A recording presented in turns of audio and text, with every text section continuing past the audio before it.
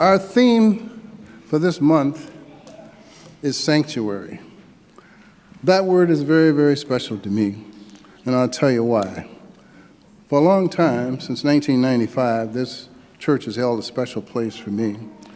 I remember that in 1995 that Phyllis Layton, Mike Podolsky, Phil Whaler, and some other members of this church invited me to come to this congregation. They said, you'd find support for the work you're doing here at this church. Because at the time, I was director of an organization called the Diversity Council.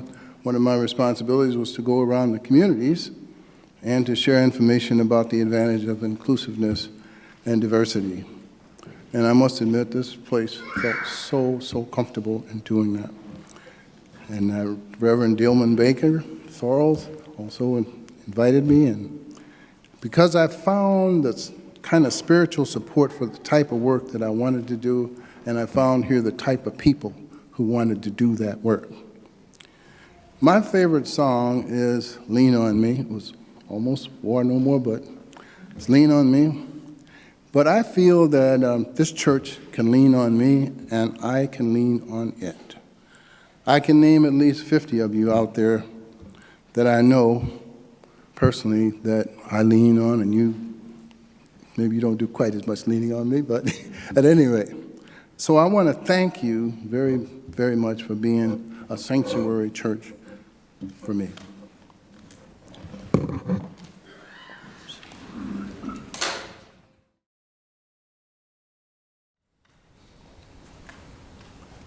The first reading is an excerpt from Active Hope by Joanna Macy and Chris Johnstone. Active hope is a practice, like Tai Chi or gardening. It's something we would rather do than have. It's a process we can apply to any situation, and it involves 3 key steps. First, we take a clear view of reality. Second, we identify what we hope for in terms of the direction we'd like to see things move in or the values we'd like to see expressed. Third, we take steps to move ourselves or our situation in that direction. Since active hope doesn't require our optimism, we can apply it even in areas where we feel hopeless. The guiding impetus is intention. We choose what we aim to bring about, act for, or express. Rather than weighing our chances and proceeding only when we feel hopeful, we focus on our attention and let it be our guide. The second reading is a quote posted this past week by Adrienne Maree Brown. It is a generational responsibility to go further, ethically, morally, and in terms of the quality of human life and our inventions than in humans have ever gone. This is an incredible time to be alive, exactly because of all the changes in motion. Rather than getting stuck in terror, harness all that energy of wanting to live, wanting to thrive, of pleasure and laughter and connection. Use your whole self to shape the future.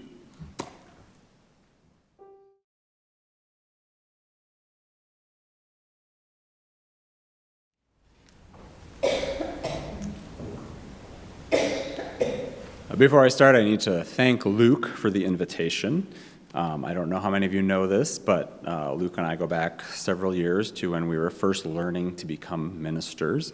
We each had a part-time position at Unity Church in St. Paul, and so we shared one desk and one chair. Fortunately, we were rarely there at the same time, so it worked out just fine. I was going to also say that I've never preached in Rochester before, but then I remembered that the very first wedding I ever did was over at the Mayo Wood Stone Barn. So I have some history here in the 507. And last year I was here to read a poem at Luke's installation. So whether this is my first, second, or third time being a minister in Rochester, I'm very grateful to be here with you in your sacred space this morning. I also want to thank you for coming here on a sunny October day. Authoritarianism is the topic, and it's a very serious and not very uplifting one. And it can be hard to talk about. It can be hard to spend time looking directly at it. And so I appreciate the increasing number of people who understand its importance at this crucial time in the life of the United States. And this month, when the worship theme is sanctuary, it's an especially good time to explore this, as our country is feeling like a sanctuary for fewer and fewer people all the time. In this reality we have found ourselves in these past few years, I've been speaking about authoritarianism as regularly as I can. I've given workshops and sermons about it in Minneapolis. I gave a presentation on it a few days ago at the UU congregation in Eau Claire, and I was invited to speak specifically on authoritarianism by the UUs in St. Cloud. There are, of course, countless things a minister could choose to focus on, but to my mind, very little else will matter if authoritarianism takes hold. Every one of our 7 UU principles is under siege right now. From the inherent dignity of all people, to the use of the democratic process, to the interdependent web of life which sustains us. Before I continue, I want to offer up a few definitions. The first is the word authoritarianism itself. The simplest definition is that authoritarianism is a system in which the authority, the power in a nation, lies with an individual leader, rather than with any constitution or laws. There are no checks and balances in authoritarianism. The courts and the legislative branch are neutralized to be in lockstep with the leader, or they are eliminated altogether. The executive role does not adhere to boundaries and is constantly expanded until the leader becomes a dictator or an autocrat. For anyone who's paying attention to current events, this should all sound familiar. Nationalism is another word we're hearing a lot lately, and I find this definition from Ronald Tiersky of Amherst College to be helpful. Nationalism is patriotism transformed into a sentiment of superiority and aggression toward other countries. Nationalism is the poisonous idea that one's country is superior to somebody else's. Nationalism is intrinsically a cause of war and imperialism. Another term that's in the news is fascism. And what fascism is authoritarian nationalism. Under fascism, you have an autocrat who believes in the cultural superiority and the political supremacy of the country he leads. And it's always a he. And he believes in the use of his concentrated power and in unlimited violence to uphold the country's supremacy and to uphold its purity against internal and external threats. In the 1930s in Germany, the made-up threat was Jews. Right now in our own country, immigrants are the made-up threat of choice for stirring up fear and fanning the flames of fascism and white nationalism. Part of the reason I like to speak about authoritarianism as often as I can is that history has generally not been kind to congregations and to ministers and to everyday people who have faced authoritarianism and fascism. First, there's complacency, then looking away, then desensitization, and then voluntary or forced collaboration. These have all tended to happen in fairly reliable succession in countries around the world. Present-day America has some advantages that give us a solid shot at history viewing us differently. We have a diverse population. We have no one dominant church. We have still robust journalism, and we have strong civil institutions. But with autocratic and theocratic leaders taking brutal aim at these strengths every day, it's hard to think of a time when it's been more important for each of us to find a role and take action. One of the major challenges of being a thinking, caring person in America today is that there are no breaks in what we are being asked to endure.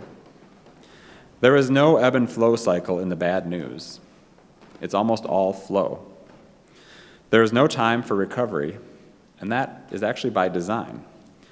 It's a strategy straight out of the authoritarian playbook. Corporatism and authoritarianism are working together to try to wear us down so that we might be a fully conquered and fearful people. The flow of events can make us forget that a lot of what we are actually seeing isn't new. In the words of Adrienne Marie Brown, the African-American author and activist, things are not getting worse, they are getting uncovered. We must hold each other tight and continue to pull back the veil. The underlying American values that are allowing current events to go on as they are the same values that have existed for a very long time. The storyline of domination, of the powerful taking what and who they want, is how our country was founded, built, and expanded. And that storyline continues to this day. So it is both painful and beneficial that things are getting uncovered. I want to share with you a series of posts by an African-American writer who goes by 5'7" black male. That's his handle on Twitter. Here's what he had to say right after the last national election. This feeling that you have right now, amazement that the country could be so short-sighted, that it could embrace hate so tightly, welcome. This despair and dread you feel, the indignation, the bewilderment, the hurt, the powerlessness, the fear for family and livelihood, welcome. That knot in your stomach, that feeling of heartache, that uncertainty about your safety, welcome. I do not say this, he writes, to diminish what you feel today. What you feel is real and valid. I'm giving you the opportunity to truly empathize.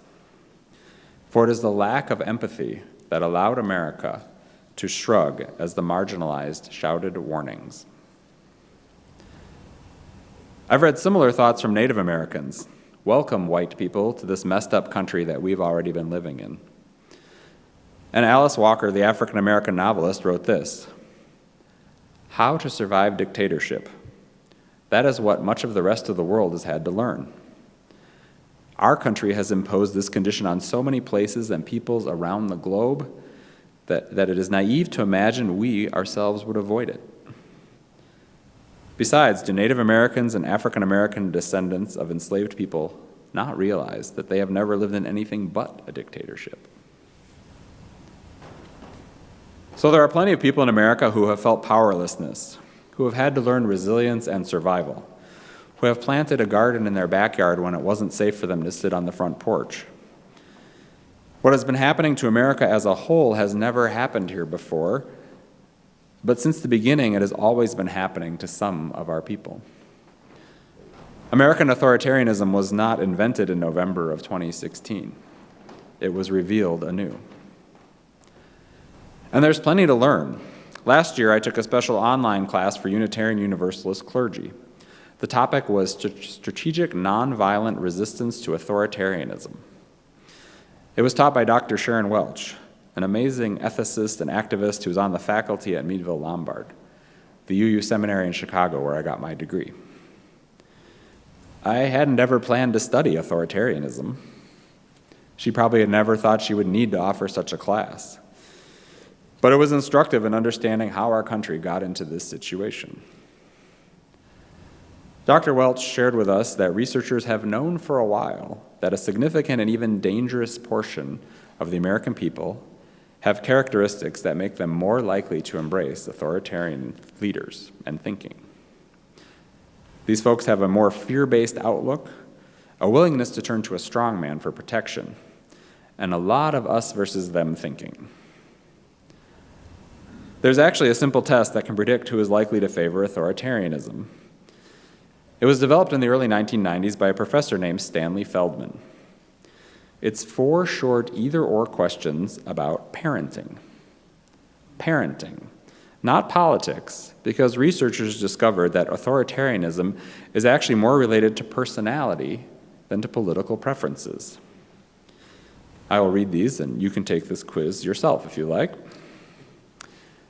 Please tell me which one of the 2 choices you think is more important for a child: to have independence or to have respect for elders, to have obedience or self-reliance, to be considerate or to be well-behaved, to have curiosity or good manners. I've been recommending that people bring these questions to Thanksgiving and see what happens. These simple questions turned out to be remarkably good at predicting authoritarian tendencies, and they've been in use ever since. The respondents who chose the more hierarchical, rule-oriented answers, obedience rather than self-reliance, or good manners over curiosity, these people are more likely to be authoritarian. And because parenting perspectives are passed on by families through generations, starting at birth, you can see why this kind of thinking might be very challenging to dislodge. It might be immune to political arguments entirely. It's a primal way of knowing. Religious tendencies also indicate who will have authoritarian tendencies. Peer-reviewed studies have found that while religiosity often goes hand in hand with authoritarian thinking, it generally depends on the kind of religion. It's perhaps not surprising that researchers have found that authoritarianism is particularly strong for those who believe that there is only one inerrant set of religious teachings: fundamentalism. In the words of one study, right-wing authoritarianism is positively associated with religion that is conventional, unquestioned, and unreflective. Another study found that, on the other hand, those with more of a questioning seeker attitude have characteristics that are antithetical to authoritarianism. I think I know which camp we UUs fall into. Not very much goes unquestioned, and we can feel good about that. But then each of us has to decide how much of our thinking to convert into action at this time in our national life. Collectively, there's plenty to do in our UU congregations. Our role as a beacon and a harbor for progressive, inclusive thinkers and people less welcomed by the mainstream is as important as ever. Just this morning, transgender people were attacked again by the White House. It's important that we provide a sanctuary to them. We are also a launch pad and a support system for much social justice work. Also important is our role as a movement that cultivates wisdom and knowledge. Education is the strongest moderating influence on the religion-authoritarianism relationship. There's a reason authoritarian leaders always want to cut funding for education. And although as religious organizations we cannot endorse specific candidates, congregations are free to speak up and organize around issues, to take to the streets, to register people to vote and bring them to the polls. And we are also free to partner with organizations that are in the trenches with organizations rooted in marginalized communities. Ministers are free to criticize the actions of elected leaders and kings. And each of us as individuals, we're all free to be as political as we like. I hope many of you are active as never before in this important part of Minnesota, as we are in a time more perilous than any other. More perilous than even the divisive 1960s, when the belief in checks and balances was not as endangered as it is now. There's a lot to do. So how will we get through? How can we protect ourselves and society? How can we remain resilient? There are places we can look for guidance and tools we can use. One tool with roots in religious tradition is the practice of Sabbath, which is the taking of breaks on a regular and predictable basis. In the Hebrew scriptures, known to Christians as the Old Testament, that break is one out of every 7 days, which is how Sunday became the main day of relative rest across the Western world. The scriptures also include provisions for every 7 years sabbaticals in which cropland is to be left fallow. There's scientific evidence to back up these religious practices. It's good for human beings to get regular rest to remain resilient, and it's good for the earth to do the same. So even if Washington, D.C. doesn't give you a break from the news, take one anyway. The chaos will still be there when you get back, and you will be more able to tackle it. Another concept that can help with resilience is forgiveness. Forgiveness is frequently thought of as a religious practice, but it's also a scientifically backed good idea. I like what the writer Anne Lamott has to say about forgiveness. She says that we are not punished for being unforgiving of others. We are punished by being unforgiving of others. And medical professionals all the way up to the Mayo Clinic, which I was told to call the world-famous Mayo Clinic, medical professionals all the way up to the world-famous Mayo Clinic support this claim. Carrying around grudges and resentments is bad for your health. Forgiveness is good for you. It's not just good for individuals, it's good for groups and for institutions. Families, workplaces, congregations, all would cease to function without some measure of forgiveness. Forgiveness and staying in relationship can be a good starting goal to keep communities resilient. With our country in an unprecedented time, the path forward is not always going to be clear. We may find ourselves with new and less familiar allies and new relationships, reaching across boundaries and cultures. And there are going to be mistakes and missteps and miscommunication. The last thing we need is people of goodwill fighting among themselves, unable to forgive and unable to continue the work. It's hard to imagine anything more corrosive to resilience in this time of resistance to authoritarianism. Perhaps the biggest takeaway from experts who study resilience is that words are extremely important. These experts to tell us to practice optimism, to frame the future with words like maybe rather than never, to avoid the contagion of pessimism while still remaining connected to reality. Hang around with optimists because positive thoughts do matter. And even though it's the most natural thing in the world to replay stories of failure, how did we let this happen? It's extremely important to replay the stories of comebacks and of personal successes and of resilience to help remind us of the kinds of good that can happen in our lives and in the world.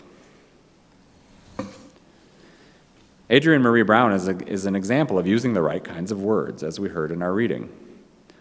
This is an incredible time to be alive, exactly because of all the changes in motion, she says. That's the opposite reaction that some of us are having. This is an incredible time to be alive because of opportunity.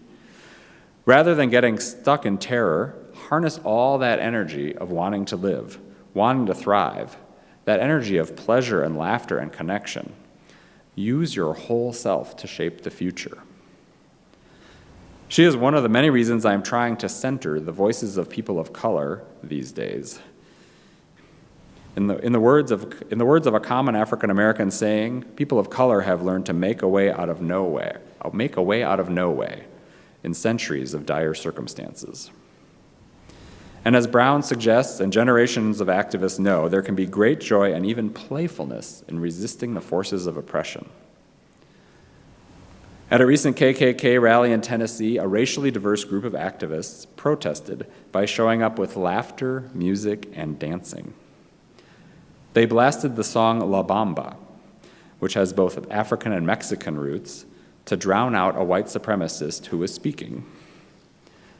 Hatred had a hard time holding firm in the face of this upbeat outburst of humanity. Even one of the neo-Nazis was caught on video bobbing his head along to the music. Before I close, I want to talk a bit more about hope. It can be a hard feeling to come by right now for reasons that are very real. But even as devastating as some of the changes have been in the United States so far, we're actually getting a taste of authoritarianism without its full impact. There's still time for us to study up, work hard, and try to bring about a course correction. It's a good time to reflect on the work of Joanna Macy, who wrote a book that some of you may have read called Active Hope. She defines hope as not as something you feel, but as something you do. It's a practice, she says, like Tai Chi or gardening. It is something we do rather than have. She advises us to decenter our feelings and center our intent. Since active hope doesn't require our optimism, she says, we can apply it even in areas where we feel hopeless. Rather than weighing our chances and proceeding only when we feel hopeful, we focus our intention and let our intention be our guide. As we continue our work to resist authoritarianism, may intentions be our guide. May love be our guide. May we stay at each other's sides, take care of the vulnerable, and listen to the wisdom that is all around us. Together, courageously, is the only way. May it be so, and amen. Please join in singing number 159.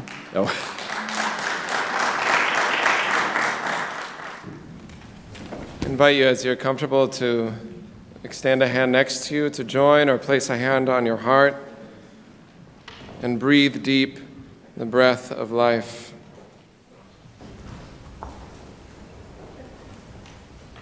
It's time for some upbeat outbursts of humanity. We need it every single day. And when we are drained and when we are tired, to do that constantly, there is also the practice of Sabbath, reminding us to slow down, to take a breath, to find others to keep us strong, and to find renewal to keep going. So whatever you call holy or whatever you call sacred, you need to create space enough to pay attention to it and to find it within you, whether you use the language of the old hymn or not. Sometimes I feel discouraged and think that my work's in vain. But then the Holy Spirit revives my soul again. Be revived and have some upbeat outbursts. May it be so. Amen.